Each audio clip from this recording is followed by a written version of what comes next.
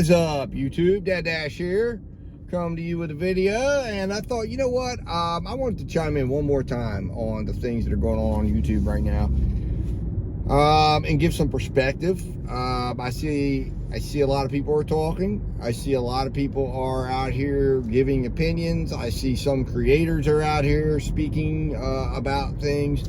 And I want to give some perspective. And then I watch all content while I'm out here. You got plenty of time. So I'm watching from the top to the bottom of YouTube. And I want to just give a little additional perspective. As you know, I dropped a video earlier this week. But I wanted to just, settle everybody down for a second. Because I think, that there's a little more too much importance being put on the so-called glitch, right? Because I'm going to give you a little perspective, a little truth. Sometimes it hurts, right? Now, for me,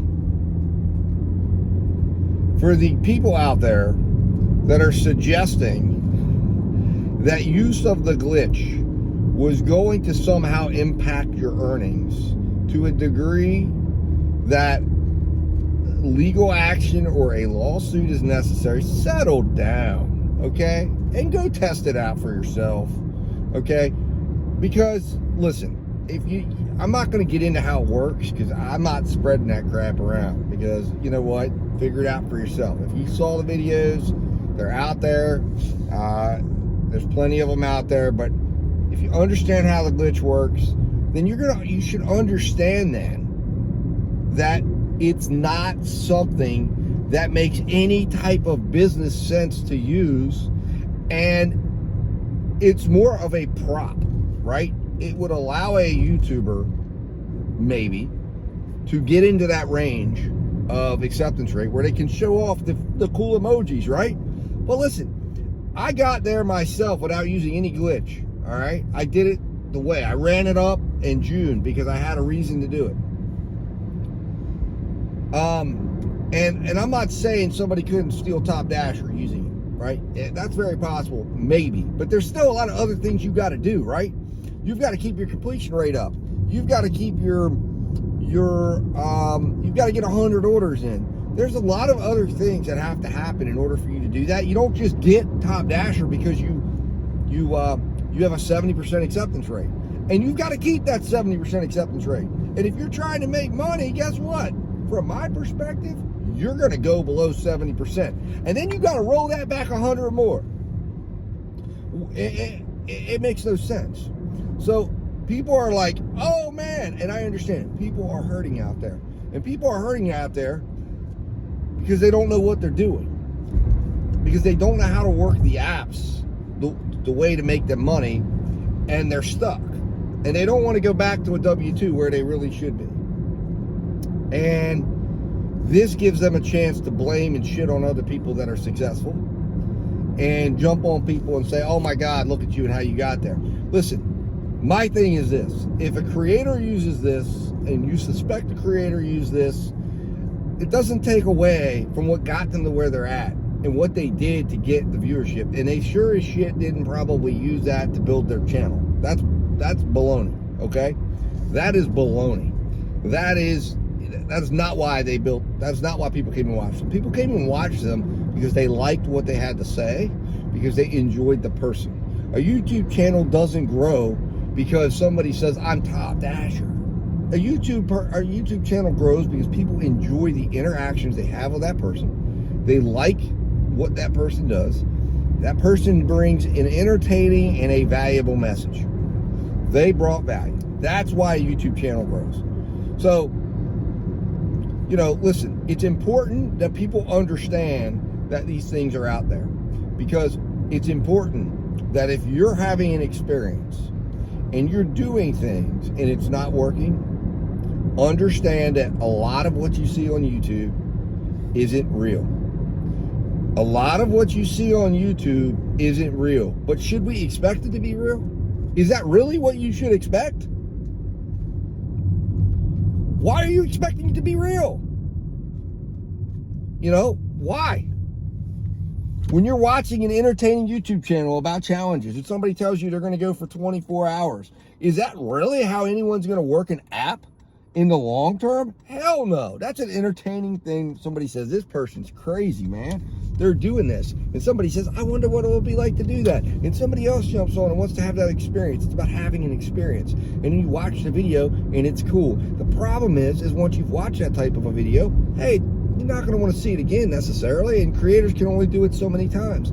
So if you get into the YouTube challenge niche, well, you're going to probably run out of challenges. Or maybe you won't. Or maybe you have to move. Or maybe you have to adjust. You sure as hell should never believe that's all real. And even if somebody manufactures the end of a challenge, the question is, did you find the video entertaining? But you surely should not be watching that video and saying, gee, let me emulate that. Let me put that as a real business approach. Listen, the reality of this is the reason why 99% of you out there are not being successful is because you don't treat this like a business. You're not, and listen, probably 95% of you shouldn't. You're literally coming out, or, it's not a big deal if you don't. You're not doing this as a main deal. You're not doing this enough to even have to file taxes. You're not doing this enough because again, remember, if you only make a certain amount of money, you have to make $600 a year before you even have to claim taxes. So those of you out here who are uber part-time, who are doing it less than 4 hours a month or 4 hours a week or whatever it is, and you're making less than $600 in a year, I guess you really don't need to follow what Dad Dash says with any of that stuff. But the hardcore people, the people that say, hey, for some reason, this uniquely fits into my life. And I believe, and I have said this, can you work gig apps full time? The answer is yes. Should you work gig apps full time? The answer is no, sort of. It depends on your situation. But should anyone come out and say, I'm going to just sign up for 3 food delivery apps and make this my livelihood? No. I'm going to tell you that right now. No, that's not wise. If you're the sole provider or earner, if it's the only way you ever plan to make money, no. You've got to have something else. You've got to have a backup plan, or not even a backup plan. You've got to be getting somewhere, using it, figuring it out, building something. Whether it's showing people something, you've got to have other ways, and you've got to be continuously building your streams of revenue, and you better have something bigger than just saying, I'm going to work DoorDash, Grubhub, and Uber Eats the rest of my time. And because it's not going to be a very viable long-term business plan or strategy. You may not like me saying it. I may lose a subscriber or 2 or 3 for saying it. It's the truth. I've been doing this for 3 years. Now, it fits for some. For instance, my situation, it fits. My wife works a full-time W-2 that provides stability, predictability into our finances.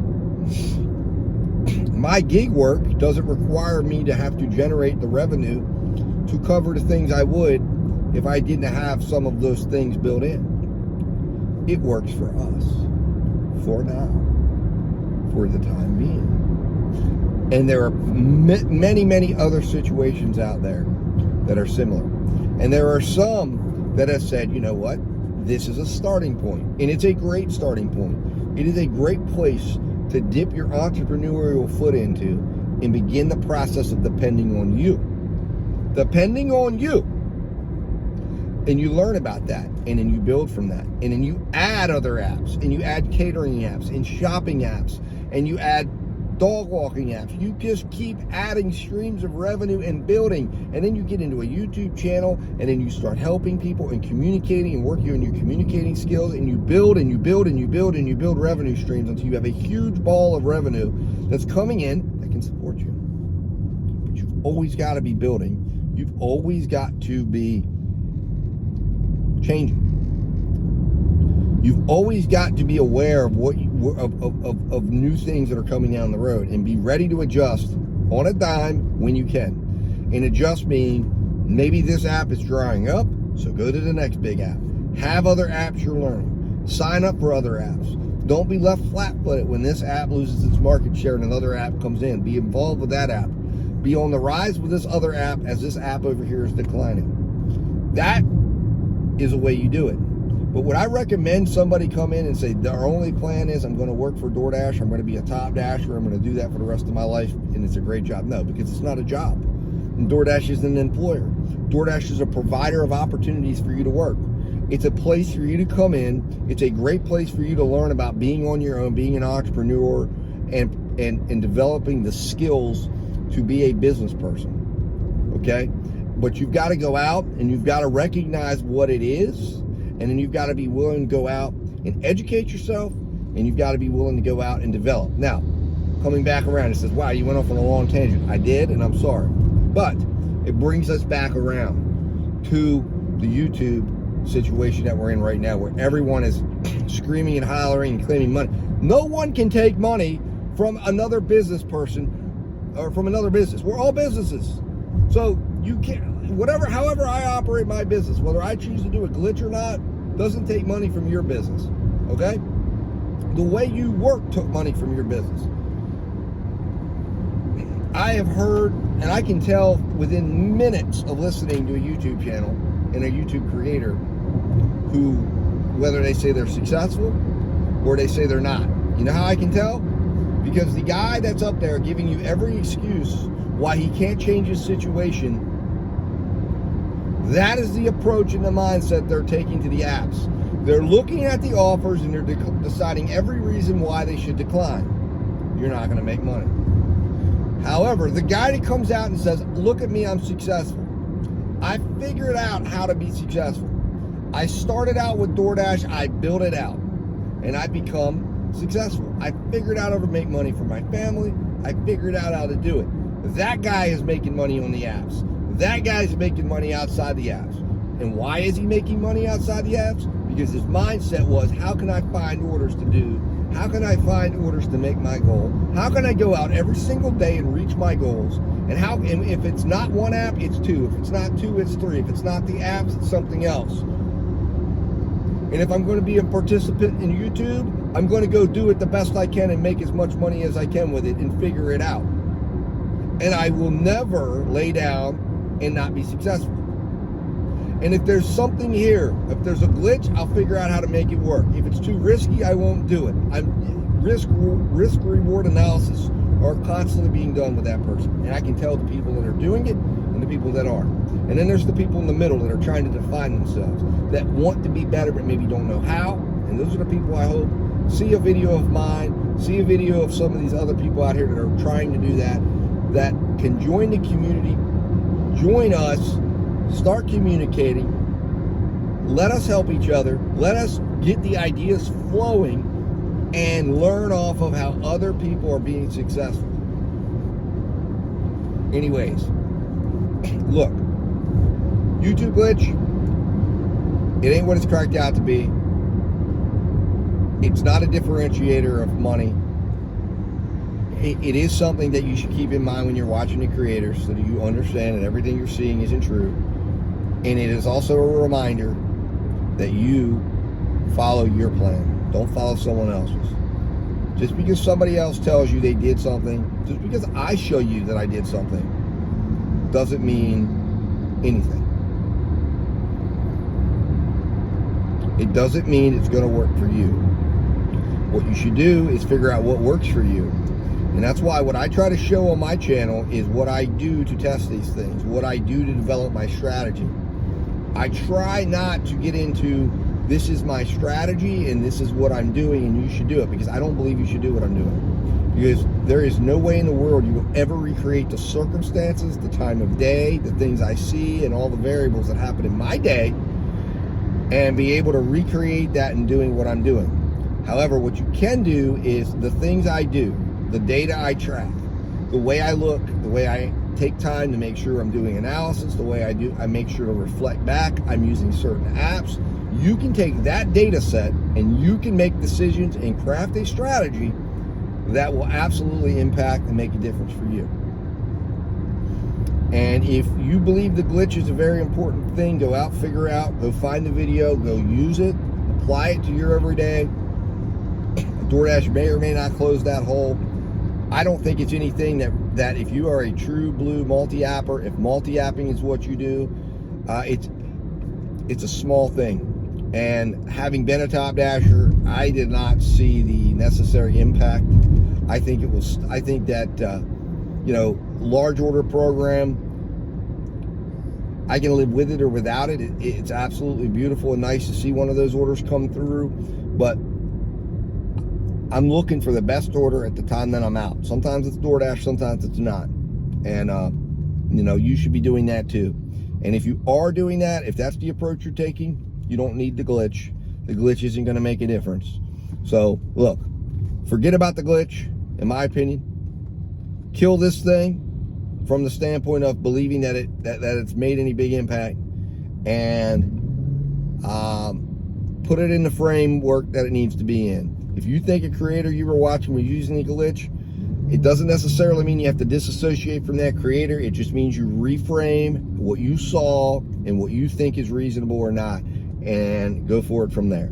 Use that data, because if you were basing everything you were doing off of one person or a multitude of people, you were doing it wrong anyways. So stop doing that, because you should be basing everything off what you're doing. You should be learning, taking the information, seeing different things, seeing ideas you might have had, and if you see another creator encounter that situation, you get to see what they did and how it turned out for them, and then you can determine how you're going to do that in the future. Anyways, guys, went on a little longer than I wanted to. I want to keep this at about 10 minutes. I got to 16. I apologize. Hopefully you find this helpful out there on a Friday as we're riding into the weekend. Hopefully you've hit your goals. I know I need the weekend to hit mine, because I just flat out didn't work very much. I only worked Wednesday and Thursday this week. It was another Monday, Tuesday light week, and today I'm not working because I have family stuff to do. So it is what it is, guys. Anyways, as always, stay safe, stay profitable, and Dad Ash will talk to you soon.